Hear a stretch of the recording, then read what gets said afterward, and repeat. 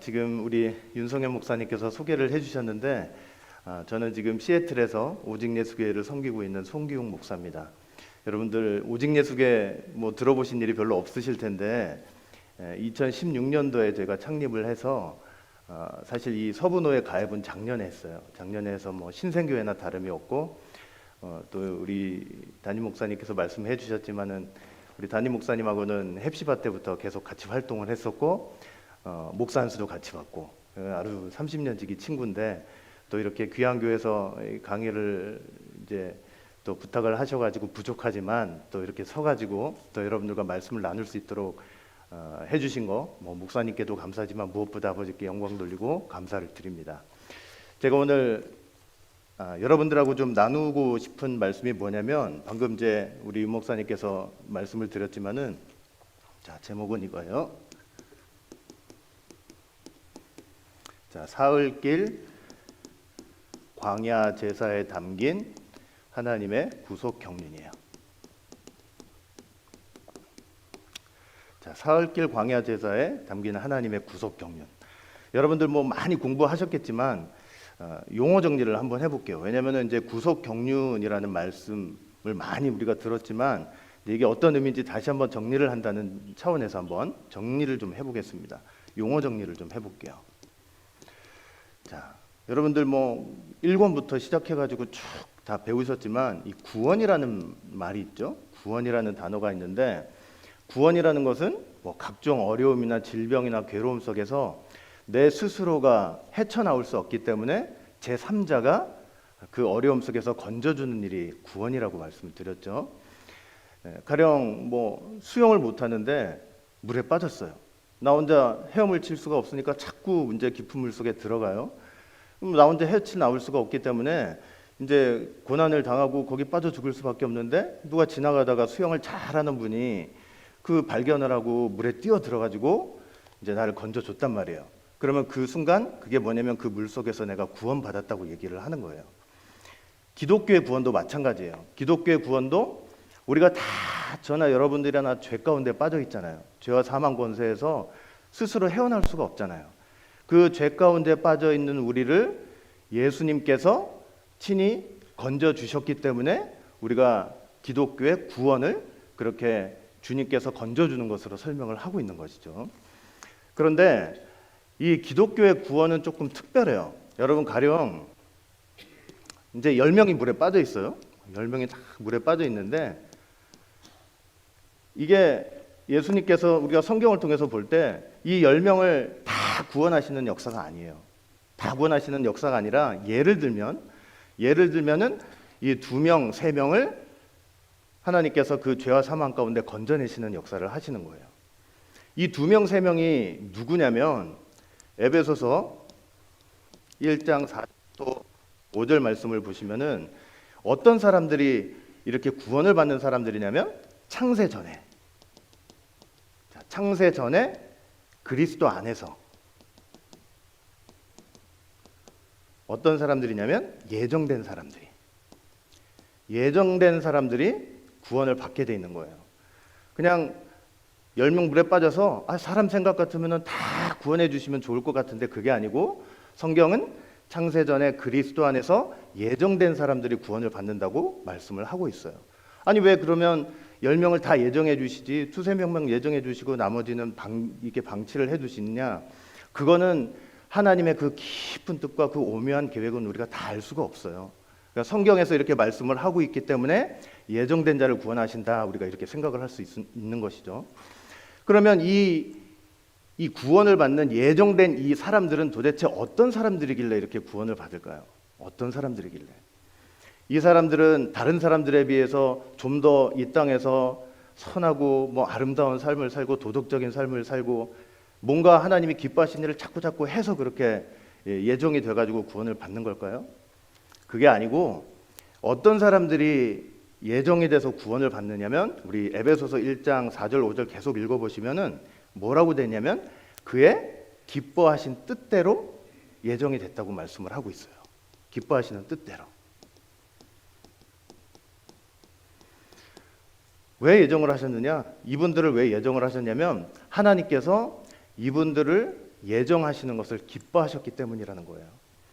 여러분, 저와 여러분들이 세상에 있다가 예수님을 믿게 되고 또 이렇게 귀한 교회 와가지고 구속사의 말씀을 받게 되고 하나님의 뜻을 위해 열심히 일하고 충성하고 봉사하고 또 천국을 향한 그 소망을 가지고 힘차게 이렇게 달려나갈 수 있는 이유가 뭐냐면, 저와 여러분들이 하나님 앞에 뭔가 잘 보이고 정말 하나님께서 기뻐하시는 일을 맨날 하고 이러면서 뭔가 하나님 앞에 공덕을 쌓았기 때문에 그러는 것이 아니고, 하나님께서, 아버지께서 저와 여러분들을 택하시기를 기뻐하셨기 때문이에요. 여러분들을 이렇게 교회에 앉아서 말씀을 듣고 이 44주년이라고 참 말할 수 없는 그 수고와 애씀을 가지고 노력하는 거 다 뭐냐면 하나님의 기쁨 속에서 하는 거예요. 내가 뭘 잘해서가 아니라 그냥 여러분들 자체에 하나님의 기쁨이 있어요. 선택하신 기쁨. 그 기쁨이 있기 때문에 선택을 해서 예정을 해서 하나님께서 구원을 하시는 거예요. 기쁨 속에서 신앙생활을 하고 있다는 거 여러분 꼭 믿으시기를 바라겠습니다. 자, 그 다음에 구속이라는 단어 있죠. 자, 구속이라는 단어가 있어요. 구속이라는 단어는 뭐 수도 없이 우리가 공부를 했지만은, 자, 구원을 하는데 뭘 치르는 거예요? 대가를 치르는 거죠. 대가를 치르고 이제 구원을 하는 일이죠. 대가를 치르고 구원하는 일인데, 예수님께서 이제 죄와 사망 가운데 빠져 있는 우리를 구원하시기 위해서 대가를 치르셨잖아요. 이 대가, 이 값이 뭐예요? 십자가 희생이시죠. 십자가 희생. 십자가 희생의 값을 치르셨잖아요. 십자가 희생의 값을 치르시고 우리를 죄와 사망 가운데서 구원을 하신 것이죠. 그러면 이 십자가 희생의 값은 누구에게 치른 거예요? 누구에게? 우리 값을 치르시고, 가령 물건을 살 때 파는 사람이 있으니까 파는 사람한테 값을 내고 이제 물건을 사잖아요. 근데 값을 치렀다고 했을 때, 그러면 이 십자가 희생의 값은 예수님께서 도대체 누구에게 치르신 걸까요? 사단에게 치렀어요? 사단한테 이 십자가 희생의 값을 치르고 그 다음에 자기 백성을 꺼내 오신 거예요? 그러니까 단순하게 생각하고 흔히 생각하면 그렇게 생각할지도 모르지만 그게 아니고, 이 희생의 값은 하나님의 공의의 값을 치르신 거예요. 하나님의 공의. 하나님 공의의 값을 치르신 거예요. 하나님의 공의는 뭐냐면 죄의 삭은 사망이에요. 죄의 삭은 사망이다. 맞죠? 죄의 삭은 사망인데, 하나님께서, 예수님께서 이 땅에 오셔서 십자가를 지실 때 그 십자가의 값은 어디다 치르신 거냐면 이 죄의 삭은 사망이라는 하나님의 공의의 값을 치르신 거예요. 십자가는 하나님의 공의를 만족시키시는 사건이에요. 사단이 하나님한테 무슨 빚진 자가 아니라, 하나님이 사단에 대해서 뭐가 빚이 있는 것처럼 사단한테 뭘 갚아야 되고 뭘 줘야 되고 절대 그런 거 아닙니다. 사단 마귀는 처음부터 멸망이 예정돼 있어요. 처음부터 뭐 구원을 하고 뭐 값을 치러가지고 그런 게 어디 있어요? 사단은 그런 존재가 아니에요. 처음부터 멸망이 예정된 존재들이 사단이에요. 사단. 그래서 계시록 19장 20절 보시면은, 여기 보시면은 짐승도 있고 거짓 선지자도 있어요. 보면은 어떻게 됐냐, 나중에 산채로 불붙는 유황불에 들어간다고 말씀을 하고 있어요. 여기 짐승이 누구냐? 이게 짐승이 뭐냐면은 이제 적그리스도. 마지막 때 일어날 적그리스도는 근본적으로 하나님이 아니죠. 사람이에요. 사람인데도 자기가 하나님 자리에 앉아서 하나님 노릇을 하려고 하는 게 적그리스도예요. 근데 그 곁에 붙어 있는 이 거짓 선지자들이 있단 말이에요. 이 거짓 선지자들은 뭘 하는 사람들이냐면, 이 짐승 적그리스도를 하나님처럼 섬기도록 많은 사람들을 미혹하는 역할들을 해요. 근데 나중에 이 짐승과 거짓 선지자들은 다 어떻게 됐느냐면, 계시록 19장 20절 말씀 볼 때 어떻게 되는 거예요? 그냥 산채로 우리 뭐 죽지 않고 변화되는 세계를 바라보고 있잖아요. 근데 이 사람들은 어떻게 되냐면 그냥 산채로, 죽지 않고 지옥 가는 게 아니고 산채로 불구덩이에 떨어지는 거예요. 계시록 20장 10절 말씀도 마찬가지예요. 계시록 20장 10절 말씀 봐도 여기 저희를 미혹하는 마귀가 있대요. 마귀가 또 불과 유황못에 들어간다, 이렇게 말씀을 하고 있어요. 이건 뭐냐? 십자가 예수님께서 십자가 희생을 치른 것은 뭐 짐승 거짓 선지자 사단 마귀한테 돈을 주고 희생의 값을 다 치르고 나서 거기 니들이 붙잡고 있는 그 백성 내놔라 해가지고 그렇게 해서 빼내는 역사가 아니라는 거. 어디에 값을 치르는 거라고요? 하나님 공의의 값을 치르는 거. 여러분 이거 꼭 기억하시길 바라겠습니다. 십자가는요, 우리 십자가 흔히 생각하면 십자가는 하나님 사랑의 결정체잖아요. 이 같은 사랑이 어디 있어요? 십자가라는 게 우리를 위해서 대신 우리의 죄를 걸머지시고 돌아가셨다는 거, 이처럼 깊은 사랑, 이처럼 고귀하고 높은 사랑이 어디 있냐고요. 그러나 십자가는 하나님의 사랑만을 나타내는 게 아니에요. 이건 하나님의 공의도 나타내는 십자가예요. 하나님의 공의. 무슨 말이냐면 이 십자가에서 처참하게 우리의 죄를 짊어지시고 돌아가신 그 예수님을 저와 여러분들이 보면서 무슨 생각을 해야 되냐면, 하나님이 죄에 대해서 얼마나 기겁을 하시고 얼마나 싫어하시고 그 죄를 심판하시는 일에 얼마나 무섭게 심판하신지를 철저하게 보여주는 게 바로 십자가가 된다는 사실이에요. 죄는 뭐 크나 작으나 다 죄다. 늘 로 목사님 말씀하시잖아요. 모래도 바다에 띄워넣으면 가라앉게 되고 파위도 던져내면 가라앉게 돼 있는 거예요. 뭐 중범죄 큰 죄를 저질렀다고 그 사람들은 큰 범죄자고, 뭐 조그만한 죄 저질렀다고 그 사람들은 죄인이 아니고, 그게 아니에요. 큰 죄든 작은 죄든 조그만 죄든 중범죄든 예수님께서 그 모든 죄를 다 걸머지시고 십자가에 돌아가셨다고 할 때 하나님께서 큰 죄, 작은 죄, 어떤 죄든지 간에 얼마나 죄를 싫어하시고 그 죄를 향해서 얼마나 무섭게 심판하신지를 철저하게 보여주는 게 바로 십자가가 된다는 사실이에요. 그런데 우리가 당해야 될 그 고통을 그 하나님의 공의에 의해서 그 무섭게 심판하시는 그 공의를 우리가 다 당해야 되는데, 예수님께서 다 걸머지시고 예수님이 당하시면서 하나님의 공의를 다 만족을 시키신 거예요. 그 속에서 우리가 구원을 얻을 수 있는 거예요. 자, 이렇게 구속의 개념도 여러분들이 기억을 하시면 되고요. 자, 그 다음에 이제 구속사가 있죠. 자, 구속사가 있어요. 구속사라는 말 뭐 많이 들으셨지만, 구속사라는 것은 하나님께서 이 땅에 예수님을 보내셔가지고 택한 백성들을 구원하시는 역사, 그게 이제 구속사죠. 여러분, 구약과 신약 전체가 다 뭐냐면 하나님의 구속사예요. 구속사. 뭐 성경 보시면 뭐 다양한 시대가 있죠. 다양한 인물이 있고 다양한 사건들이 있는데 다 따로따로 떨어져 가지고 다른 얘기를 하는 것 같지만 그게 아니고, 그 가장 중간에 핵심적인 맥에 뭐가 흐르고 있냐면, 하나님께서 예수님을 반드시 이 땅에 보내셔가지고 택한 백성을 구원하시겠다는 하나님의 구속사가 도저히 구속사의 강이 흐르고 있는 거예요. 우리가 성경을 보면서 그래서 어떤 사건을 대하고 어떤 인물을 대하고 뭐 어떤 상황을 대하든지 간에 어떤 시각으로 볼 수 있는 이게 영안이 있어야 되냐면, 하나님께서 예수님을 이 땅에 보내시는 그 참 애절하심, 하나님의 열심, 하나님의 애씀, 하나님의 수고, 이런 것들이 눈에 절절히 이렇게 보이는 가운데 그런 것들을 느끼면서 성경을 읽으시면 성경이 절대 남의 얘기가 될 수가 없어요. 나를 위해서 이런 사단의 방해와 여러 가지 어려움 속에서도 끝끝내 예수님 보내셔가지고 우리를 구원하시겠다는 그 하나님의 그 열심이 성경을 보면서 정말 구구절절 우리 마음 가운데 다 들어와야만 진정한 우리가 구속사를 이해하게 되고 또 성경이 우리에게 하시는 말씀이라는 것을 이제 정확히 깨달을 수가 있게 되는 거예요.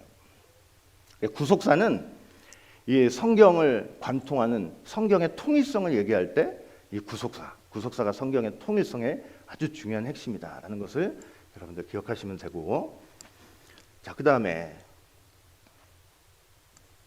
뭐가 있냐면 이제 구속사적 경륜이 있죠. 자, 구속사적 경륜. 자, 구속사적 경륜이라는 것은 하나님께서 이제 이 땅에 구속사를 이루시는데 그 구속사를 이루시는 하나님의 경영이라고 보면 되죠. 경영. 자, 하나님의 경영이 그 하나님의 구속사를 이루시는 하나님의 경영이 하나님의 구속사적 경륜인데, 이제 범위를 보면 이 구속사의 경륜의 범위를 보면 아주 크게 보면 우주의 운행까지예요. 하나님께서 이 땅에, 이 지구라는 땅에 예수님 보내셔가지고 구속사를 이루셔야 되는데 이 우주의 운행이 한치의 오차도 없이 정확히 돌아갈 수 있도록 하나님께서 우주도 어떻게 하시는 거예요? 우주의 운행도 간섭을 하시고 섭리를 하시는 거예요. 하나님의 경영 속에서, 계획 속에서. 그리고 아주 작게는 인간의 마음까지 경영을 하세요. 인간 마음까지. 구속사를 이루시는데 하나님께서 사람을 통해서 역사하실 거 아니에요. 사람을 통해서 역사하시는데 사람이라는 것은 저와 여러분들 제가 여기서 굳이 말씀드리지 않아도 하나님께서 우리에게 말씀을 보내주시지 않고 성령을 보내주시지 않으면 사람은 타락한 본성이 있어서 어떻게 되는지 아세요? 악이라는 거는 이렇게 쭉 가는 게 아니에요. 그냥 일정하게 쭉 가는 게 아니고 시간이 가면 갈수록 하나님께서 말씀과 성령으로 우리를 간섭해 주시고 자꾸 고쳐주시지 않으면 악은 끝까지 치달아요. 어디까지 치달으냐면 하늘까지 치닫는 거예요. 하늘까지.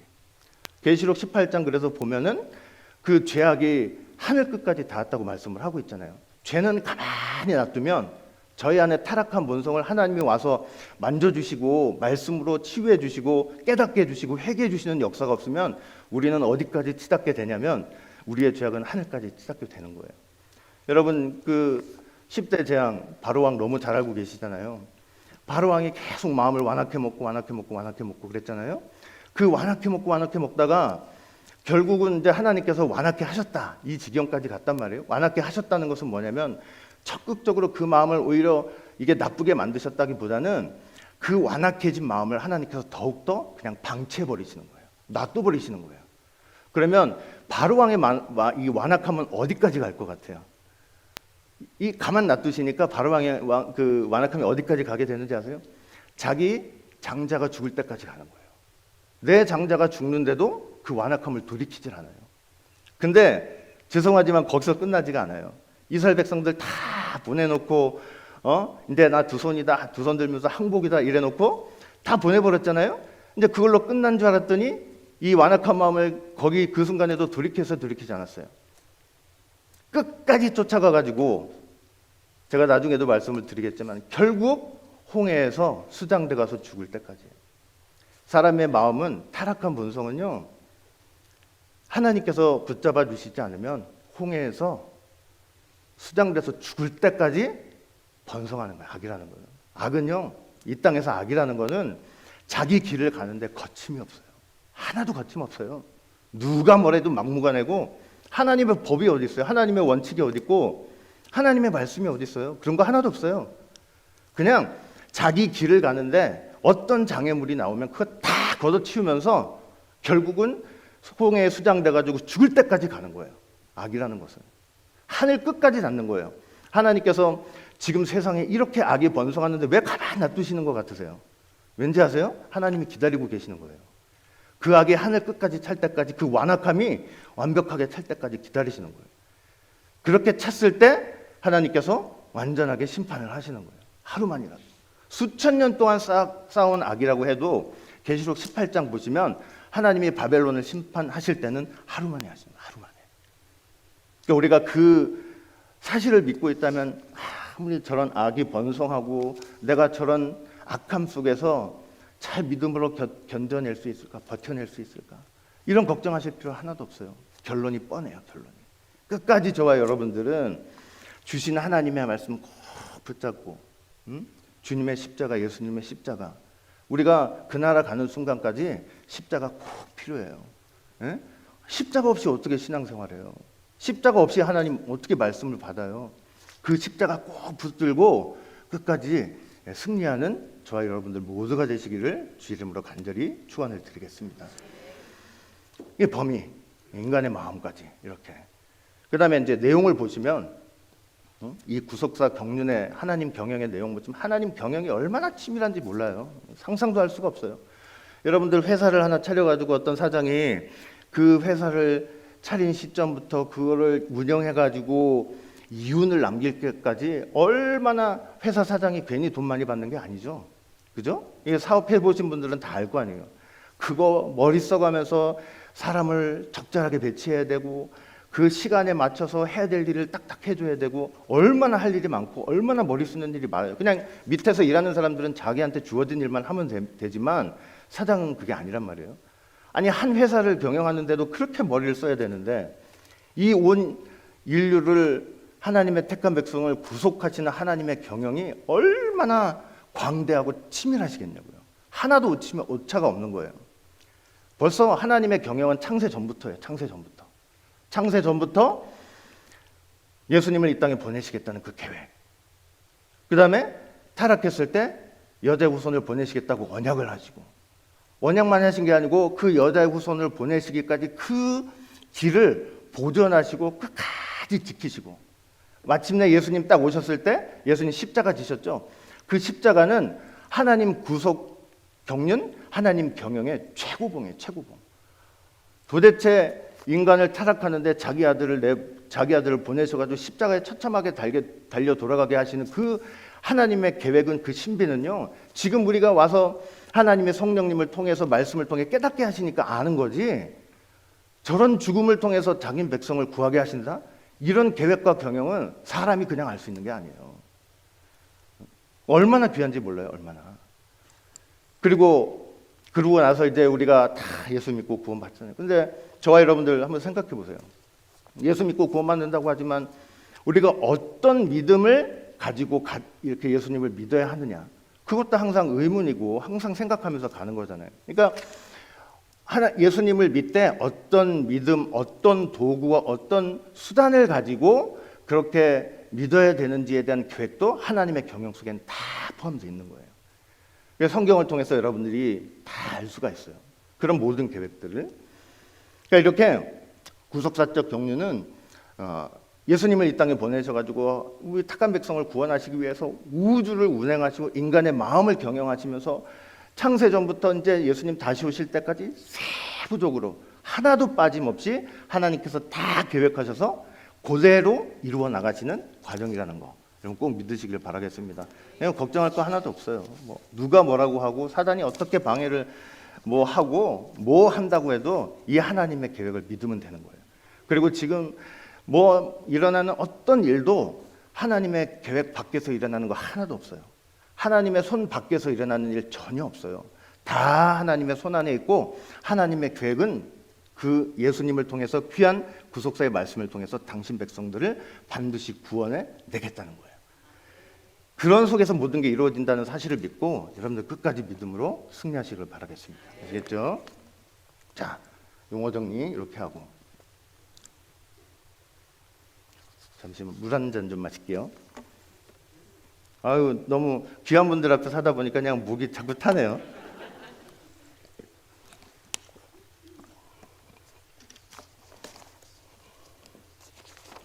자, 이제 두 번째. 자, 사흘길쯤 광야에서 드리는 제사란.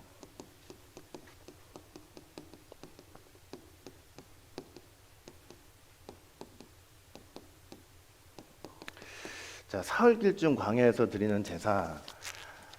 자, 이게 어디서 나오는 이제 말씀이냐면은, 여러분들 우리 지금 윤 목사님이 읽어주셨지만은 출애굽기 3장 18절 말씀 보시면은 이제 나와요. 여기. 이건 지금 누가 누구한테 하시는 말씀이냐면, 저기 나오네요. 위에 지금 스크린에 나오네요. 그러니까 하나님께서 모세에게 말씀을 하시는 거예요. 모세한테, 야, 바로한테 가서 전해. 자, 전해라 하면서 이제 어떤 내용을 말씀을 하시냐면, 내 백성을 내보내라는 거예요. 내보내는데 내보내는 이유가 뭐냐면 하나님께 제사하기 위해서래요. 제사하기 위해서. 하나님께 제사. 그러니까 출애굽의 본질적이고 근원적인 목적은 뭐예요? 이스라엘 백성들을 애굽에서 끄집어내 가지고 가나안 땅으로 드리는 게 근본적인 목적이잖아요. 그러나 그렇게 가나안 땅 들어가기 전에 이 광야 생활 속에서 하나님의 참된 목적은 뭐냐면 하나님께 예배하는 일이에요. 하나님께서 저 애굽 밑에서 바로왕 밑에서 고통하면서 신음하는 저 백성들을 왜 그렇게 끄집어내기를 원하시냐면 이 광야에서 그들을 통해 예배받기를 원하시는 거예요. 예배받기를 원하세요. 그래서 뭐라 그래요?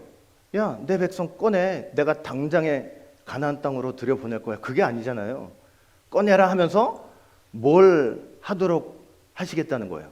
제사를 드리게 하시겠다는 거예요. 제사를 드리게. 예배 받고 싶으시다는 거예요. 그런데 제사를 드리는데 독특한 단서가 하나 딱 붙어 있어요. 이제 뭐라고 되어 있냐면 사흘길쯤 광야에서 제사를 드려야 된대요. 사흘길쯤 광야.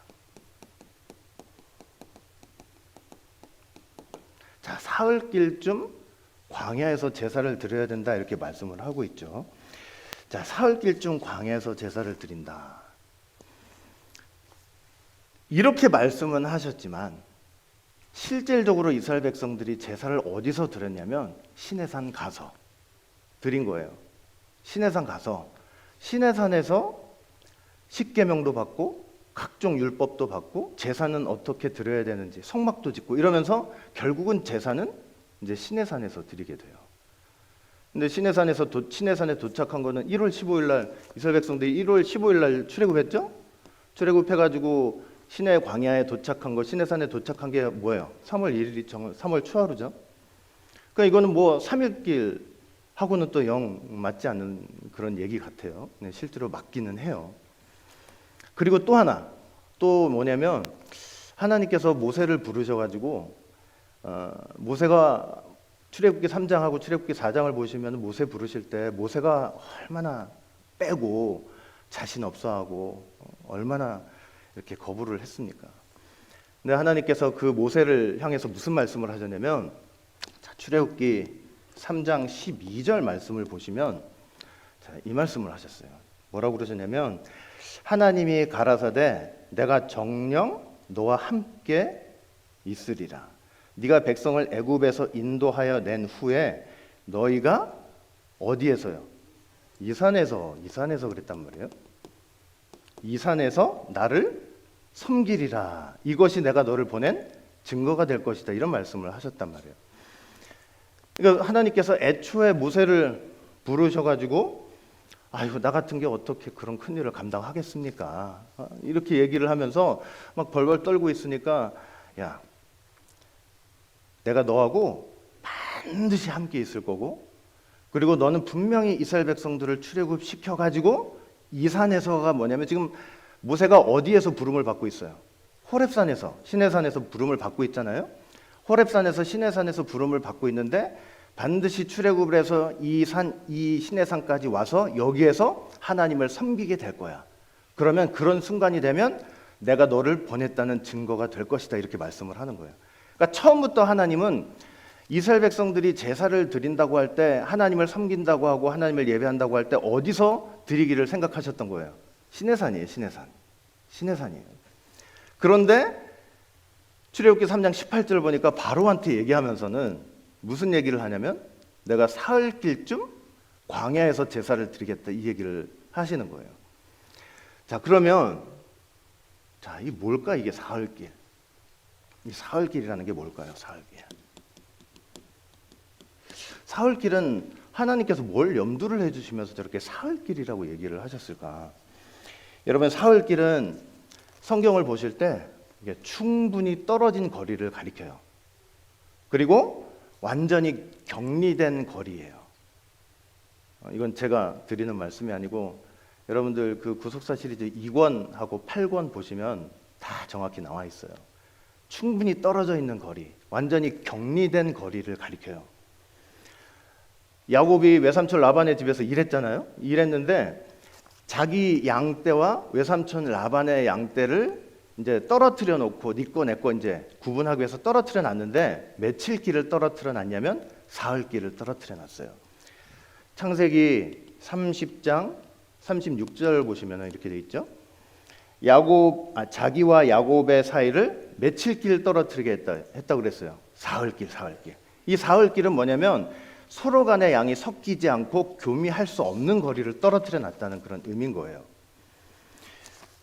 자, 그렇다고 할 때 하나님이 모세를 통해서 사흘길, 바로한테 전에 사흘길이라고 얘기했을 땐 뭘 염두에 두시는 거예요? 뭘 염두에 두시냐면은 애굽 군대가 아무리 추격해 와도 그들에게 벗어날 수 있는 거리를 가리키는 거예요. 이스라엘 백성들이. 애굽으로부터 완전히 탈출해가지고 분리할 수 있는 거리. 이스라엘 백성들이 완전히 분리된 거리를 가리키는 거예요. 애굽과 분리되는 거리. 그 분리된 거리에서 하나님 앞에 제사를 드리라고 말씀을 지금 하고 있는 거예요. 애굽의 추격에서 애굽이 추격할 수 없는 거리에서 드리라. 이 말씀이 오늘날 우리에게 주시는 그 교훈의 핵심이 뭐냐면, 저와 여러분들의 예배가 이렇게 예배 드리시고 주일날도 예배 드리시고 많은 예배를 드리시는데, 이 예배가 어떤 예배가 돼야 된다고 말씀을 하시냐면, 애굽 군대가 여기에 앉아 있는 여러분들의 영혼을 잡아채거나 추격할 수 없는 거리에서 예배를 드려야 된다는 그런 의미가 되는 거예요. 무슨 소리인지 아세요? 여기 앉아 있는데도 애굽 군대 추격을 받아서 애굽 군대에게 붙잡힌 영혼들이 있을 수 있다는 소리예요. 예배는 드린데, 예배는 앉아서 드리는데, 몸은 교회 나와서 드리는데 영혼은 누구한테 잡혀 있어요? 바로한테 잡혀 있어요. 하나님이 그걸 원치 않으시는 거예요. 완전히 그들과 떨어진 거리에서 예배를 드리라고 말씀을 하시는 게 사흘길 광야 예배예요. 그러면 한번 여러분, 이제 너무 광야 공부 많이 하셨으니까 이 광야 여정 속에서 보면, 그러면 광야 여정 속에서 보면 하나님이 지금 이 사흘길, 광야 사흘길 할 때 하나님은 어디를 염두를 하고 계시는 걸까요? 이스라엘 백성하고 애굽이 완전히 분리되는 곳이 어디예요? 광야 여정 속에서 홍해잖아요. 홍해에서 애굽 군대들은 다 거기 수장되고 이스라엘 백성들을 건너가지고 완전히 거기서 분리가 됐잖아요. 그러니까 사흘길이라고 했을 때 하나님이 지금 지리적으로 광야 여정 속에서 염두에 두고 계시는 것은 홍해가예요. 홍해예요. 그러니까 우리 출애굽 할 때 보세요. 뭐 노래도 많이 외우셨지만 숫꽃, 그다음 뭐예요? 에담, 그다음 뭐예요? 믹도라. 이 믹도라에서 홍해를 건넜죠? 홍해를 건넜잖아요.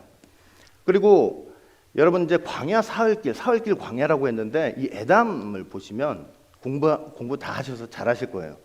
출애굽기 13장 20절 보시면은 이 에담을 뭐라고 설명하냐면, 이 광야 끝이래요. 광야 끝. 광야 끝이라는 것은 무슨 말이에요? 광야 속에서 보면 광야 끝이지만 애굽에서 탈출하는 입장에서 보면은 에담은 뭐가 시작되는 곳이에요? 광야가 시작되는 곳이에요. 그러니까 사흘길 광야 하면은 기준점이 어디냐면 여기 에담이에요.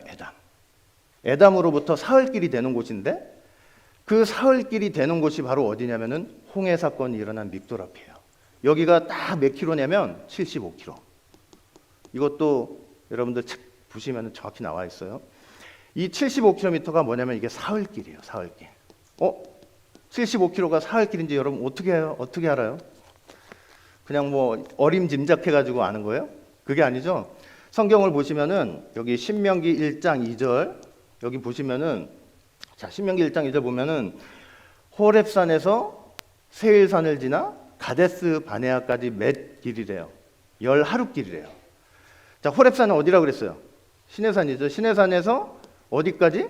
가데스까지, 가데스 바네까지 며칠 길이래요? 10하루길인데 이게 몇 킬로냐면 264km예요. 264km를 10하루길로 가려면 하루에 얼마씩 가면 한 24km 정도 가는 거예요.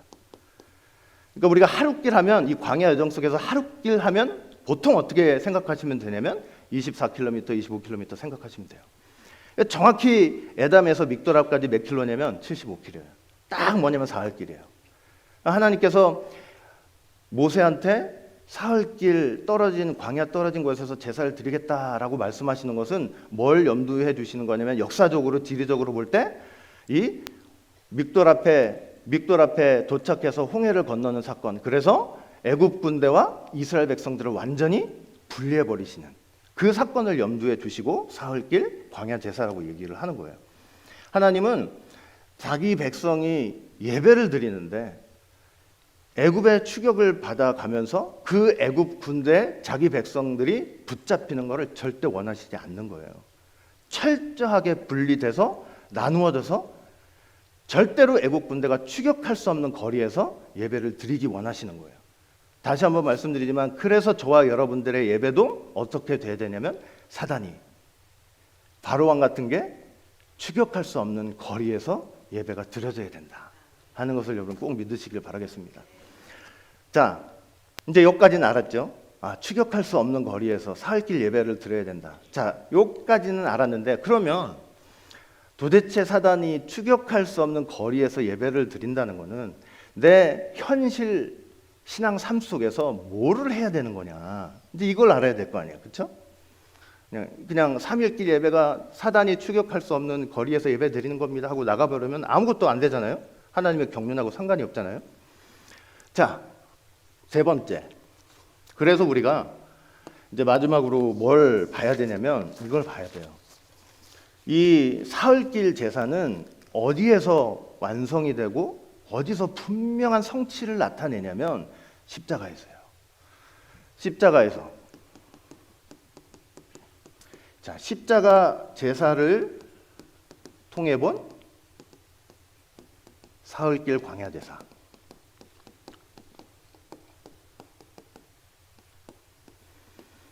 자, 어디서 성취가 된다고요? 십자가예요, 십자가. 십자가에서 성취가 돼요. 십자가에서. 예수님의 십자가는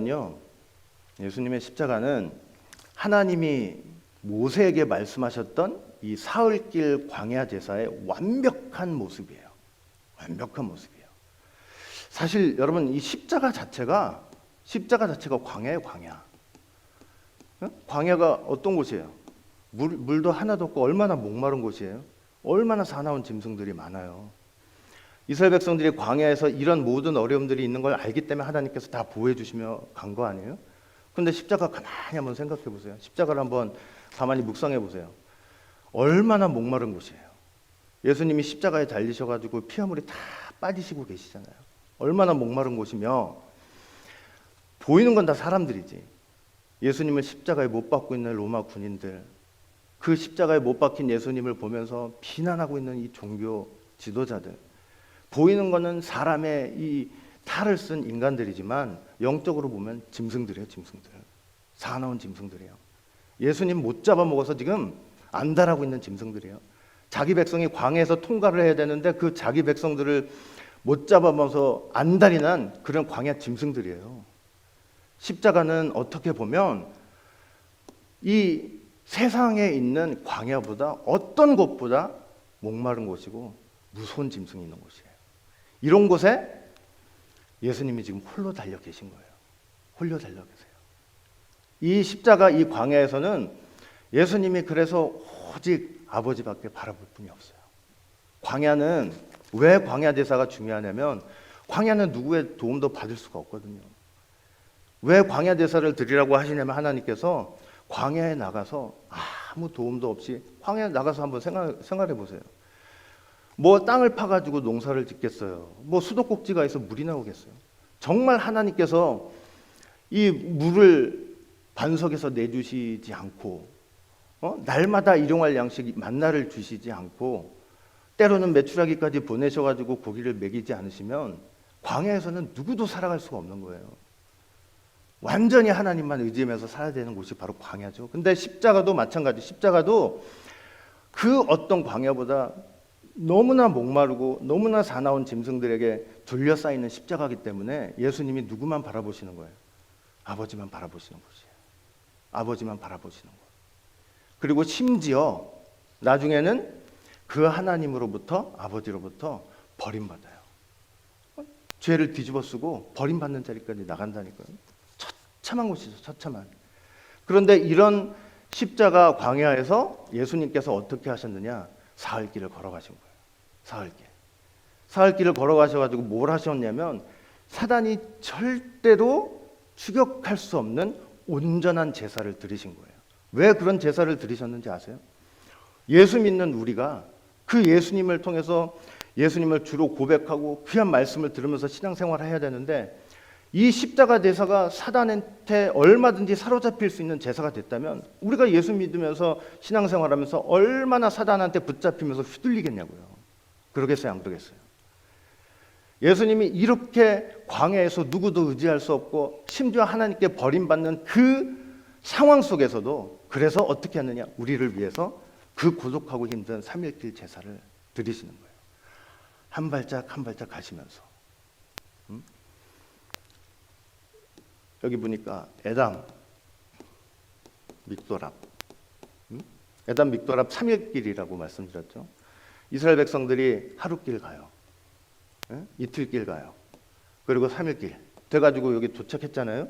이렇듯이 예수님도 십자가에서 새 십자가를 통해서 어떻게 하신 거냐면 하루길 가시고 또 하루길 가시고 또 하루길 가시고, 그래서 사단이 절대 넘보지 못할, 사단이 추격할 수 없는 그런 십자가 온전한 제사를 드리신 거예요. 온전히 우리를 위해서. 자, 어떻게 드리셨나 한번 보자고요. 자, 여기 새 십자가 있죠.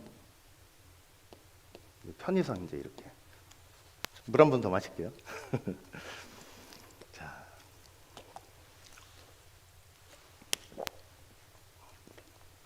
자, 새 십자가 있는데, 자, 이제 이 하루길을 어떻게 걸으셨냐면 이 가운데 십자가를 통해서 하루길을 걸으셨어요.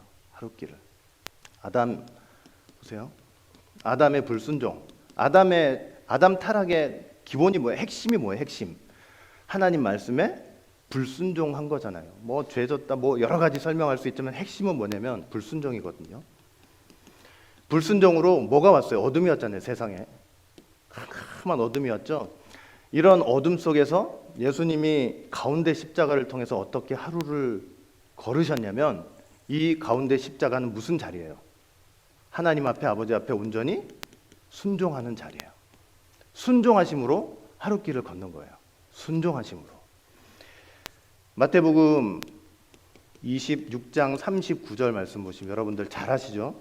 나의 원대로 마옵시고 아버지의 원대로 하옵소서. 철저하게 십자가는 아버지의 원대로 하시기를 원하는 자리고 원대로 하신 자리고, 빌립보서 2장 8절 말씀 봐도 뭐라고 되어 있냐면 자기를 낮추시고 죽기까지 복종하셨으니 곧 십자가에 죽으심이라. 이 하루길을 예수님께서 어떻게 걸으셨냐면, 아담 타락 이후 누가 하나님 앞에 순종할 수 있어요? 순종 못해요. 아담 타락한 다음에 우리 마음 가운데, 인간의 마음 가운데는 타락한 본성이 생겨가지고, 타락한 본성은 어떤지 아세요? 그냥 본능적으로 하나님 말씀을 거부하게 돼 있어요. 이건 뭐 그냥 내가 의도를 하고 내가 저 하나님 말씀 그냥 지겨워서 어겨야 되겠다, 이게 아니에요. 이게 아니고, 타락한 본성에는 본능적으로 뭐 하고자 하는 마음이냐면 하나님 말씀을 거부하고 불순종하고자 하는 마음이 있어요. 누가 순종해요? 하나님 앞에 누가 순종했어요? 아담 타락 후에 누가 순종을 했어요? 예수님이 오셔가지고 십자가에, 마른 십자가지만 1033의 그 33년의 생애를 통해서 온전하게 뭐 하신 거냐면 그 아버지 뜻 앞에 순종한 거예요. 순종해서 이 가운데 십자가를 통해서 하루길을 걸어가신 거예요. 여러분, 사단이요, 불순종하는 영혼들 자기 밥이에요. 자기 밥. 그냥 내 밥이라고 생각해요. 하나님 말씀 앞에 불순종하는 영혼들 다 사단 밥이라고 생각해요.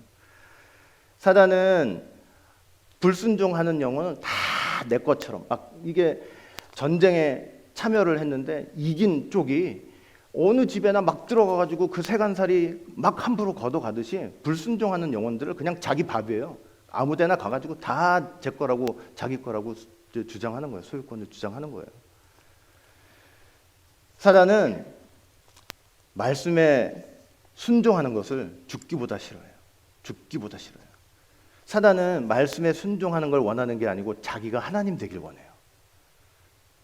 하나님 자리에 올라가길 원한단 말이에요.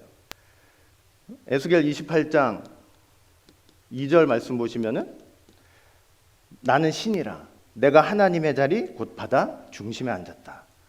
이사야 14장 14절 말씀 봐도 여러분들 많이 공부하셨으니까, 가장 높은 구름에 올라 지극히 높은 자와 비기리라.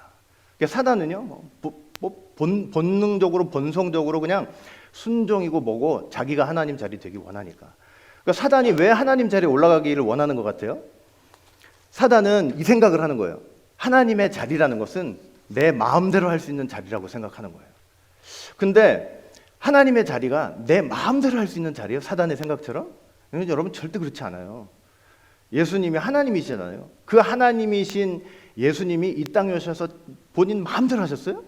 아니에요. 사단이 착각하고 있는 거예요. 하나님 오해하고 있는 거예요.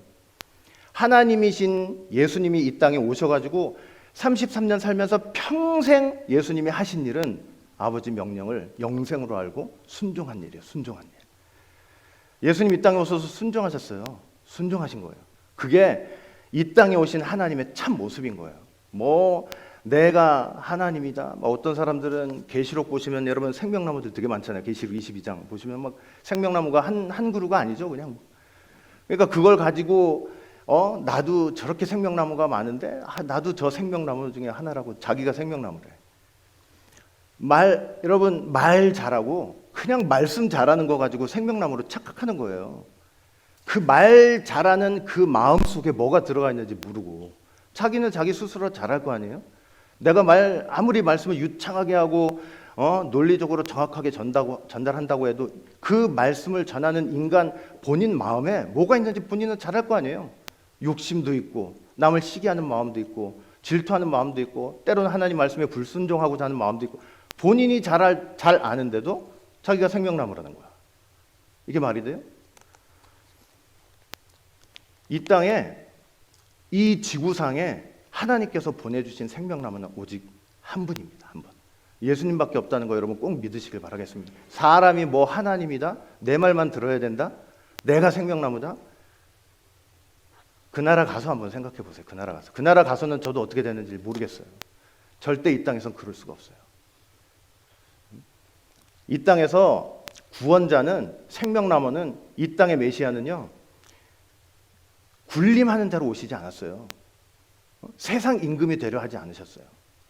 철저하게 순종하는 자리 가진 거예요. 순종하는 자리.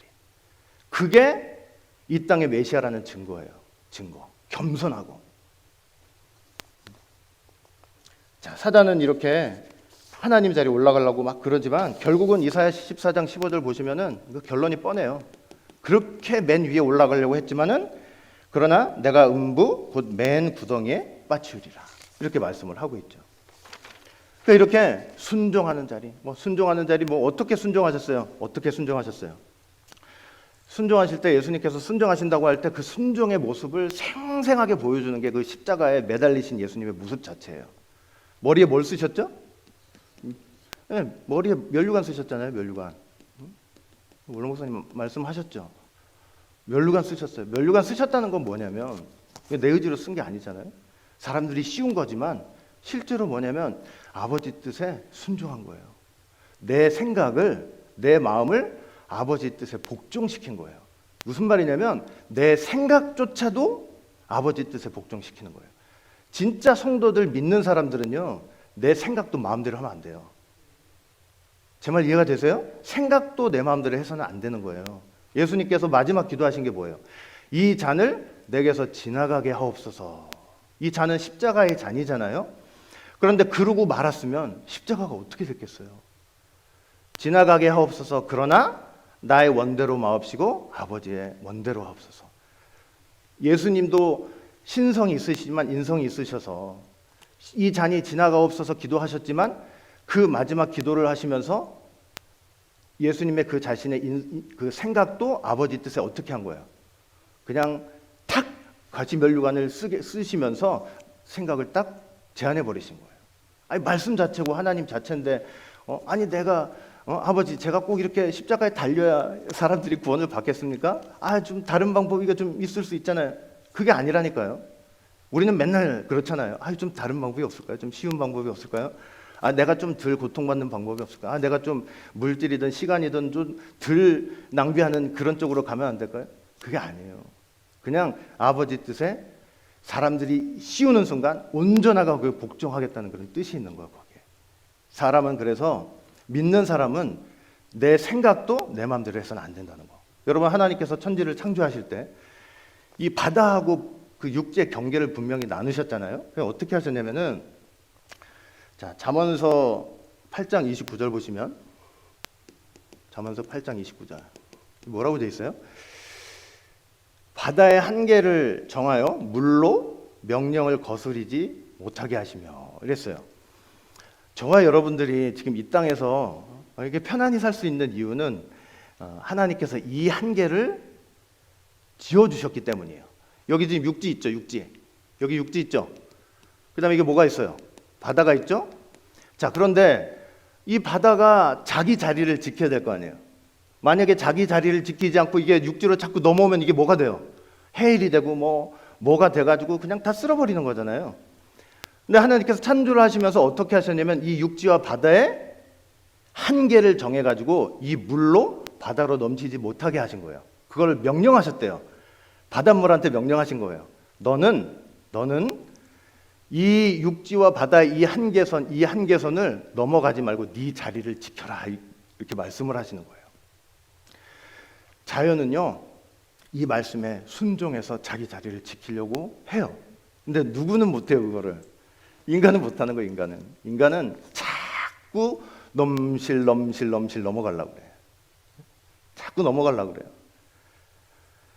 성경은 우리한테 너 마땅히 생각해야 될 그 이상을 생각하지 말라 그랬어요. 원로 목사님께서 저희에게 이렇게 유언처럼 구속사 말씀을 딱 주셨는데 저는 이 구속사 말씀이 우리에게 한계를 지어준 거라고 생각해요. 어떤 한계를 지어주셨냐면 이 너희들이 지금부터 하나님의 말씀을 전할 때 그 말씀을 증거하고 말하고 그 말씀에 따라 행동할 때 뭐가 기준이 돼야 된다는 소리예요.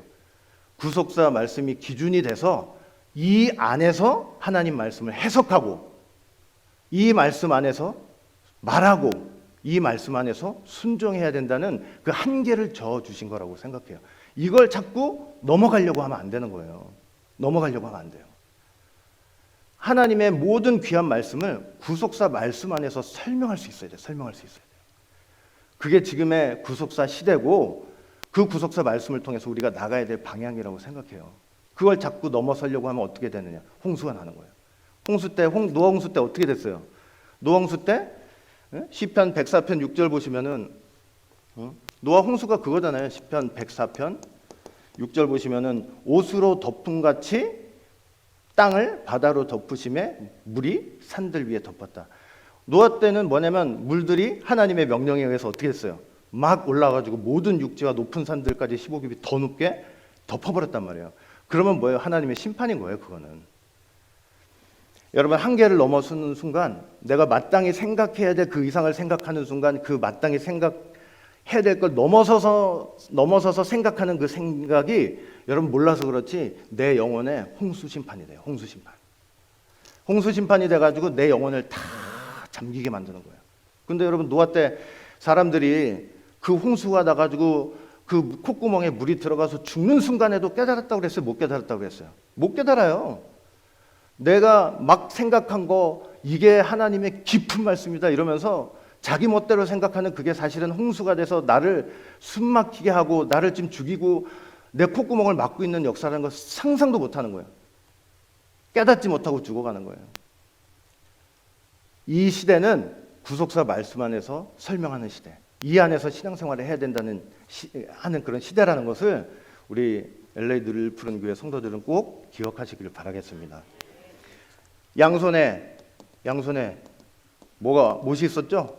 또 양발에 또 못이 있었고 우리가 손으로 다 하잖아요. 밥 먹고 뭐하고 다 하잖아요. 그러니까 손으로 하는 모든 일에도 내 마음대로 하는 것들을 멀리하고 발 있잖아요. 내 발도 지금 십자가에 못 박혔잖아요. 못 박혔다는 건 뭐냐면 여러분들 발로 갈 때 못 갈 때 다 가잖아요. 예수님 짓밟았던 것도 그 로마 군인의 발 아니에요. 발. 그 발도 어떻게 돼야 된다는 거예요. 못 박혀야 된다는 소리예요. 너 아무데나 네 마음대로 가지 마. 네 손으로 하고 싶은 거 많겠지만 그 손으로 행하는 것도 다 함부로 하지 마. 이게 뭐냐면 순종이에요. 순종. 이런 순종이. 근데 여러분들이 예배 딱 나오셔가지고 이런 순종의 삶이 있잖아요. 순종의 삶이 있으면은 이제 여러분들 교회 온다고 이렇게 파킹라에 오셔가지고 이렇게 들어오는데 사단이 막 쫓아와요. 저거 들어갔는데 내가 저거 탁 낚아채서 내가 가져야지 이러다가 여러분 삶에 순종이 있으면 그냥 잡으려다가 사단이 그걸 못 잡고 나가 자빠지는 거예요. 순종이 있는 예배 절대로 사단이 못 건드려요. 절대로 추적 못해요. 잡는 순간에 홍에 빠져 죽는 거예요. 그다음 두 번째 어떤 이제 하루길을 또 걸으셨냐면 여기 이제 이 우편 십자가가 있잖아요. 여기 이제 편의상 우편으로 할게요. 이 우편 십자가가 있는데 본래 자 보세요. 둘 다 예수님 욕하고 있었죠. 어둠이잖아요. 어둠. 그런데 예수님이 십자가에서 첫 번째 말씀하셨어요. 첫 번째 말씀이 뭐예요? 응? 아버지여 저들의 죄를 사하여 주옵소서 자기 하는 것을 알지 못합니다. 똑같이 좌편 우편 다 얘기했죠. 말씀하셨죠. 근데 좌편 우편 얘기했는데 누가 회개를 했어요? 우편만 회개를 했단 말이에요. 회개. 우편만 회개를 했어요. 전 이거를 봐도 여러분들 알 수 있는 게 있잖아요. 하나님 말씀이라는 게 똑같이 선포가 돼도 뭐 하는 사람이 있어요. 그 말씀을 듣고 회개하는 사람이 있고 그 말씀을 아무리 들어도 여전한 사람이 있고. 그러니까 여러분 말씀을 듣는다고 하나님이 그 영혼한테 똑같이 일하시는 게 아니에요. 말씀 듣는 영혼에 하나님이 똑같이 일하시는 게 아니에요. 하나님께서 10사람한테 말씀을 주셨는데 거기서 한 사람한테만 일하실 수도 있고 5사람한테 일하실 수도 있고 10사람 다한테도 일하실 수 있어요. 그러나 우리 늘푸른 교회 모든 성도들 여러분들한테는 말씀을 듣는 여기 앉아서 50명 60명 듣는 여러분들 모두한테는 말씀을 듣는 순간 하나님이 50명 60명 똑같이 다 일해 주시기를 간절히 믿고 바랍니다. 그럴 줄 믿습니다. 다 일해 주실 거라고 믿어요. 그냥 듣는 순간 우편 강도가 뭐였어요? 회개했어요. 회개했는데 회개를 어떻게 했냐면은 똑같이 욕하고 있다가 야 좌편한테 그랬죠. 회개하고 나서 우리는 우리 죄에 상당한 보응을 받는 것이지만 저분은 죄가 없다. 회개가 뭔지 아세요? 회개가 뭐냐면 지금까지 좌편과 똑같이 예수님 욕하고 있었잖아요. 그런데 그 좌편과 단절하는 게 회개예요. 예수님을 욕하고 있었던 그 좌편과 나를 완전히 단절시키는 거예요. 그리고 이분은 죄가 없다고 증언해 주는 거예요. 나는 죄인이지만 이분은 죄가 없다는 거예요. 증언을 해야 돼. 그게 회개예요. 그리고 예수님 바라보면서 뭐라 그래요? 가실 때 나를 기억해 달라고.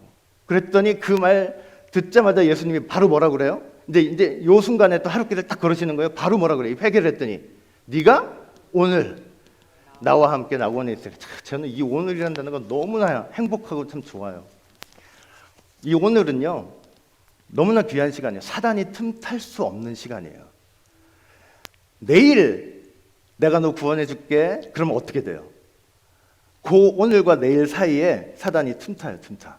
여러분들 내가 이거 꼭 하기로 마음에 결심을 하고 내일 이번 해부터 꼭 해야지 하다가도 하루 가고 이틀 가면 마음이 벌써 풀어지잖아요. 내일 했다면 사단이 딱 틈터가지고 이거 싹 잡아갈 수 있어요. 다시. 야, 너 그 순간적인 감정이야. 순간적인 감정. 여기 달려있다 보니 너무 힘들고 괴롭고 막 누구라도 붙잡고 싶어가지고 너 그러는 거지? 너 진심이 아니야 그게. 이러면서 잡아 끌어내리려고 하는 거예요. 그런데 예수님이 이 회개 고백을 들으시자마자 바로 뭐라 그래요? 즉시 뭐가 개입해요? 오늘. 이러니까 오늘 하시는 순간 뭐예요? 사단이 못 들어오는 거예요. 그러시면서 뭐 하는 거예요? 이게 또 하루길을 걸어가시는 거예요.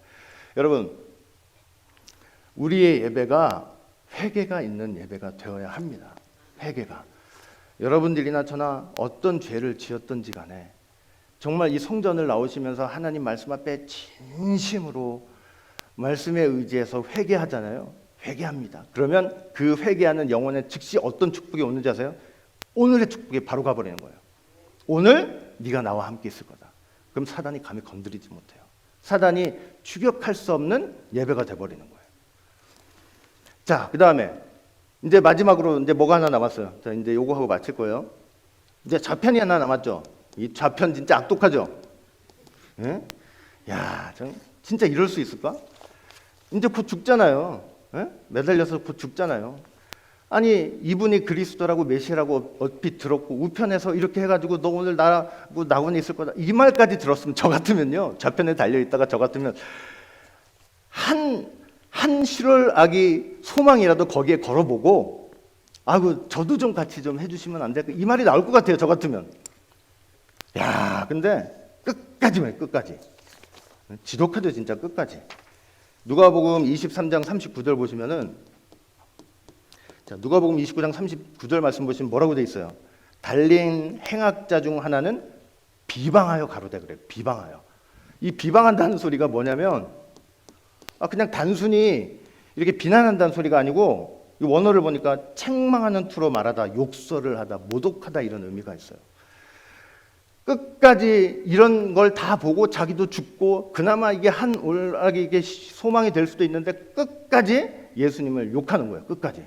네가 그리스도야? 나 좀 구해봐. 여기서 당장 내려봐. 나 그럼 아유 그런 그리스도고 그런 하나님이면은 다 믿지. 예? 하나님이 지금 십자가에서 당장 당신을 내리는 게 문제가 아니고 그 영원히 하나님 앞에 어떻게 되고 있느냐가 가장 중요한 건데 끝까지.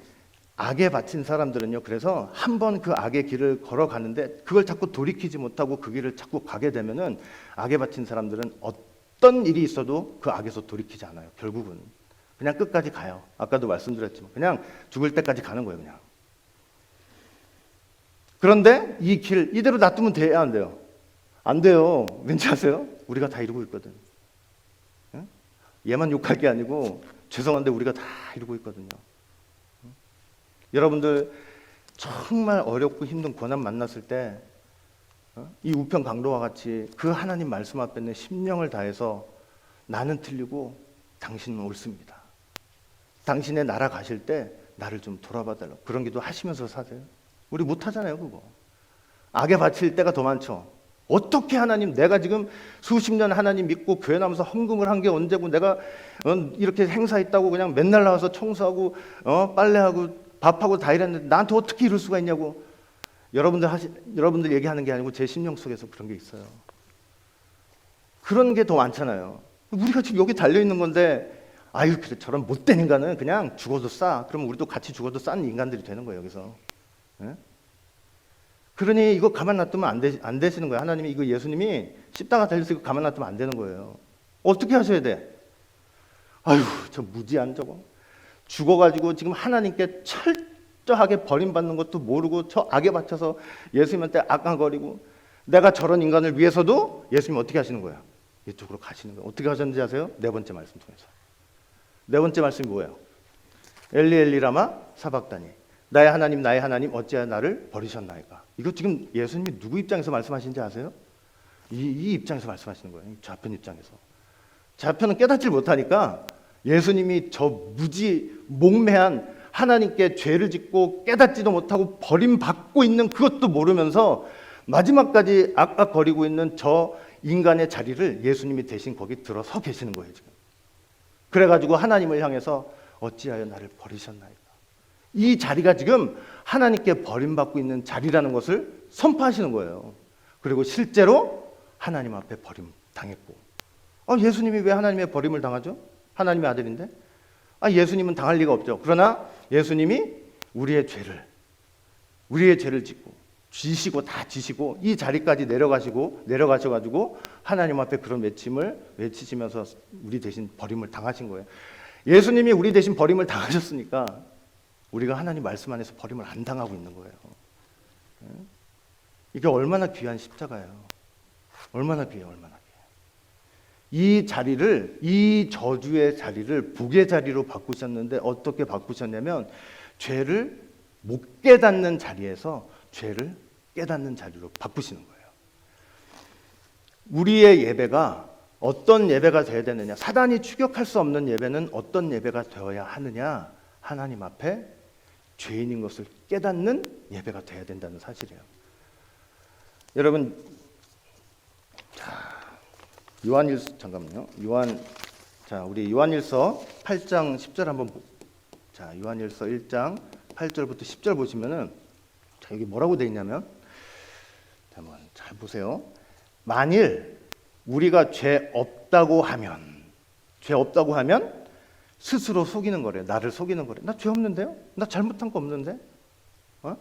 나 그렇게 못된 사람 아닌데? 그건 스스로를 속이는 거래요. 자기를. 속이는 것이고 진리가 우리 속에 있지 않은 거래요. 9절 만일 우리가 우리 죄를 근데 자백하면 하나님 앞에 내가 죄인입니다라고 자백을 하면 어떻게 된대요? 저는 미쁘시고 의로우사 우리 죄를 사하시고 모든 불의에서 우리를 깨끗게 하신다. 죄를 고백하기만 하면 예수님께서 너 죽어 이게 아니고 너 나가 죽어 그런 죄를 졌어 나가 죽어 이게 아니고 우리 죄를 지금 어떻게 하시려고 죄를 고백하라는 거예요. 사실 용서해 주시려고 그렇게 해서 고백하려고 하는 건데 끝끝내 인간들은 안 하고 있는 거죠. 그죠? 근데 그렇게 하면 우리를 모든 불의에서 깨끗게 하실 것이요. 만일 10절 만일 우리가 범죄하지 아니하였다면 하나님을 거짓말하는 자로 만드는 거래요. 또한 그의 말씀이 우리 속에 있지 아니하니라. 옛날에 제가 전도사 생활을 했던 때인가 한 20년 된 것 같아요. 무슨 이제 전도사 때인가 무슨 일이 있어가지고 원로 목사님 찾아서 무슨 이제 찾아뵙고 뭘 말씀을 드리고 이렇게 한다고 뵀는데 밑도 끝도 없이 이제 무슨 여러 가지 일이 있었어요. 밑도 끝도 없이 저한테 그러시는 거예요. 야, 송전사 말씀 앞에는 다 죄인이야. 딱 이러시는 거예요. 야, 제가 얼마나 그게 가슴에 와서 사무치고 맺히는지 그 말씀 앞에서 자랑하고 잘났다고 하고 뭐 떳떳하고 이랬던 삶이 있었는데 야, 아무리 이러고 저렇고 해도 말씀 앞에서는 다 죄인이야. 딱 그러시는 거예요. 제가 그 말씀을 항상 기억하면서 살고 있고 때로는 그게 안 될 때도 있지만 항상 신앙의 여러 모토 중에 하나가 그거예요. 말씀 앞에 나는 죄인이구나. 이게 돼야만 하나님이 거기서부터 시작을 해주시는 거예요. 시작을 해주세요. 이렇게 해서 뭐냐? 3일 길을 걸어가신 거예요. 이렇게 내려오셨으니 우리는 이제 어떻게 하면 돼요? 우리는 여기서부터 올라가면 되는 거예요. 이런 예배, 올라가는 예배를 드리면 돼요. 이렇게. 어떤 예배를 드려야 돼요? 죄를 깨닫는 예배, 회개가 있는 예배, 마지막 순간이 뭐예요? 순종하는 예배. 이게 새 하늘이에요. 우리가 이 땅에서 이루어야 될 새 하늘이에요. 이 지옥에서 보면은, 이 지옥에서 입장에서 보면은 뭐 하늘이 뭔지 아세요? 하늘? 이 하늘은 뭐냐? 죄를 깨닫는 게 하늘이에요. 이해되세요? 왜냐? 여기 있는 사람들은 이게 하늘인 이유가 뭐냐? 하늘 못 올라가잖아요, 쉽게. 죄를 깨닫는 걸 못하기 때문에 못 올라가는 거예요. 이게 하늘이에요, 죄를 깨닫는 게. 근데 죄를 깨달아가지고, 여러분 이제 죄를 깨달았어요? 아, 나 죄인이다 하고 이제 하늘에 올라왔잖아요? 그럼 이 하늘은 뭐가 돼요? 이 하늘은 나한테 새 땅이 돼요, 새 땅. 새 땅이 되고, 뭐가 보이냐면 새 하늘이 보여요. 새 하늘은 뭐예요? 회개. 회개하면서 또 올라가는 거예요. 그러면 이 새 하늘은 또 새 땅이 되고, 그리고 마지막 순간, 여러분 우리가 이 땅에서 이루어야 될, 저 천국 가가지고 뭐 사도 바울이 갔던 삼층천은 전 모르겠어요. 삼층천 가가지고 사도 바울이 뭐 사람이 감히 이룰 수 없는 말을 듣고 가히 들을 수 없는 말을 들었다고 그랬잖아요. 아, 그게 뭐냐고 사람들한테 좀 제대로 보이고 이게 좀 훌륭하게 보이려면 그게 무슨 말인지 좀 파악해야 되겠다, 알아내야 되겠다고 온갖 인간의 지혜를 다 째놓고 성경에 이것저것 짜집해서 사실은 사도 바울이 들은 말이 이겁니다. 이게 얼마나 무지한 일이에요. 사도 바울이 감히 사람이 들을 수 없는 말, 가히 이룰 수 없는 말을 들었다 하고 나서 아무 말도 안 했으면 우리도 뭐 하고 있어야 돼요? 아무 말도 안 하고 있으면 되는 거예요. 말로 표현할 수 없는 세계니까 말을 안 했겠지. 근데 인간의 교만은 끝까지 무슨 말을 했는지 찾아가지고 별의별 걸 다 갖다 붙여서 그래갖고 하나님 노릇하려고 하는 거예요. 그래. 그럼 포기해야 돼. 하나님이 감춰놓으신 건요, 포기해야 돼요. 포기해야 돼. 그냥 겸손하게 있어야 돼요. 겸손하게. 그러나 이 땅에서 새 하늘은 뭐냐? 이 땅에서 가장 높은 하늘은 뭐냐면 우리가 죽을 때까지 또는 우리가 살아있을 때 예수님 다시 오시면 이제 변화가 될 텐데 그 순간이 되기까지 올라갈 때 가장 높은 하늘은 뭐냐면 순종의 하늘이에요. 순종의 하늘. 순종 여러분 완성이 돼요? 안 돼요? 여러분 삶 속에서 순종이 완성이 됐어요? 전 안 되더라고요. 저는.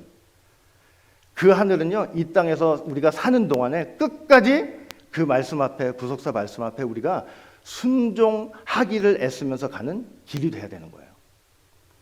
결론을 맺겠습니다. 그 사도 바울이 이제 사도 바울이 아니고 다윗이 30세 왕이 돼가지고 이제 40년을 통치를 했잖아요. 그 왕 돼가지고 물론 고생도 많이 했어요. 그러나 얼마나 많은 재물의 권력, 명예, 천년만년 갈 줄 알았겠지. 예? 젊음. 얼마나 여기 이쁘신 분들 많아요. 나이 드셨는데도 그냥 다 반짝반짝 얼굴이 빛나시는데 천년만년 갈 것 같죠?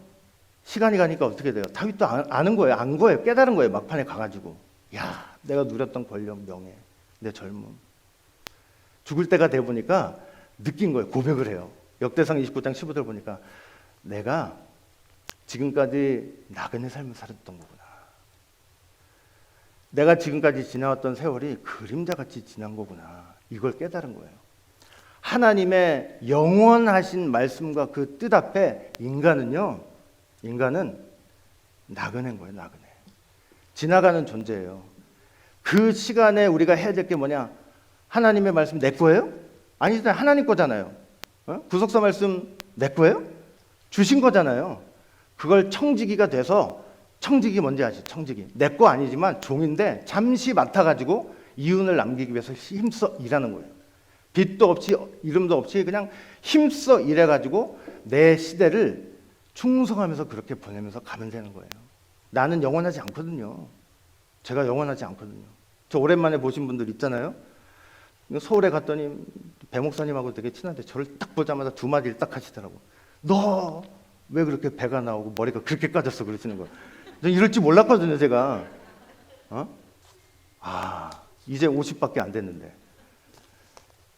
세월은 가는 거예요. 하나님의 뜻이 영원한 거지 내가 영원한 게 아니에요.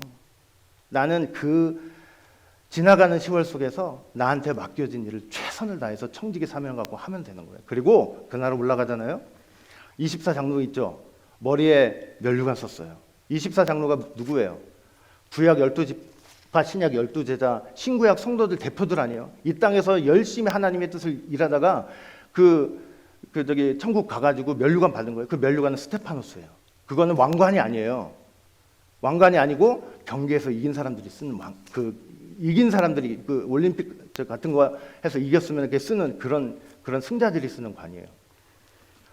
첫째, 이 땅에서 청지기 사명을 가지고 열심히 일하는 사람들은요, 머리에 뭘 쓰는 거냐면 계시록 19장에 예수님이 쓰고 있는 면류관도 있거든요. 그건 디아데마예요. 왕관이에요. 그건 왕관.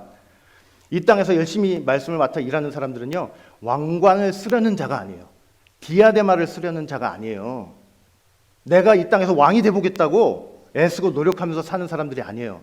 하나님이 주시는 사도 바울처럼 상급, 스테파노스 상급을 바라보면서 가는 사람들이 돼야 되는 거예요. 그리고 그마저도 24장로들이 그마저도 스테파노스 딱 썼는데 그 보좌 앞에 막 의기양양하게 보좌 앞에 갔어요. 근데 하나님의 그 보좌의 영광을 딱 보고 나니까 무슨 생각이 드는지 아세요? 야, 내가 이 땅에서 죽는 순교를 하면서까지 믿음을 지켰던 거 내가 잘해가지고 쓴 줄 알았더니 그 보좌의 영광을 보니까 내가 한 게 하나도 아니었구나. 그래서 그 면류관을 어떻게 하는 거야? 보좌 가운데로 던져버리는 거예요. 이 땅에서 여러분 말씀 깨닫는 거 있잖아요. 말씀 딱 주셨는데 그냥 뭐 술술술술 그냥 남들 하나 깨달을 때 10개 깨닫고 20개 깨달아가지고 이런 겁니다. 그 나라 가잖아요. 말씀 깨달은 것도 내게 아니에요. 그것도 다 하나님 거예요. 말씀 깨달은 것도 하나님한테 던지는 거예요. 아버지 앞에 던져야 되는 거예요. 내게 아니거든. 그것도 지나가는 하나님의 뜻이 영원한 거지 내가 영원하지 않다. 그 청지기 사명을 가지고 열심히 하나님 주시는 상급 바라보면서 모든 게 하나님 거라는 그 고백을 통해서 승리하시며 사는, 절대로 애굽이 추격할 수 없는 예배를 드리는 그런 삶을 사시는 우리 LA 늘 푸른 교회 성도들이 되시기를 주의 이름으로 간절히 축원을 드리겠습니다. 기도합니다. 사랑과 은혜가 풍성하신 아버지 하나님, 오늘도 이렇게 귀하고 복된 시간을 통해서 우리 사랑하는 LA 늘 푸른 교회가 44주년을 맞이하고 헌당 예배를 맞이하고 또 임직자 또 이렇게 직분을 맡게 되는 귀한 예배에 귀한 말씀으로 함께하여 주시니 진심으로 감사드립니다. 오늘 말씀 다시 한번 마음에 깊이 새기면서 우리 늘푸른 교회가 더욱더 하나님의 구속사 말씀의 뜻을 위해 헌신하고 일하는 하나님의 복된 청직이 된 귀한 교회가 될 수 있도록 인도하여 주시옵소서. 모든 영광을 아버지께 돌려드리는 참된 당신의 종이 되게 도와주시옵소서. 감사하며 예수님 이름으로 기도합니다. 감사합니다.